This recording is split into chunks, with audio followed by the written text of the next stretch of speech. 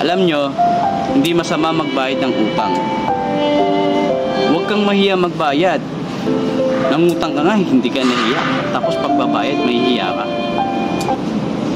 Magbayad ka kasi diyan nakasalalay ang pagkatao mo. Talahanin nyo, yung perang hiniram nyo, pinaghirapan ng inutangan nyo. Yun lang ang isipin nyo. Nagsumikap siya, trabaho siya, tapos uutangin mo lang. Tapos syempre mabait yung tao, pinautang ka. Yung pinautang ka na at oras na ng bayaran, hindi mo na siya pinapansin. Dapat sinabi mo na lang na pahingi ako, patulong ako, maiintindihan ka pa. Diba? Kaysa sa padaanin mo sa utang, pagkatapos hindi mo rin babayaran. Siyempre, yung inutangan mo, hindi rin maalis na magalit sa'yo.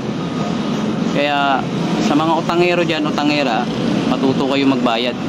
Mahiya naman kayo. Itong video pong ito ay para sa mga taong mahilig mangutang na hindi po marunong magbayad sa inutangan nila. Sana po isipin mo rin pag sa'yo po ginawa yung ginawa mo sa kapwa mo na inutangan mo.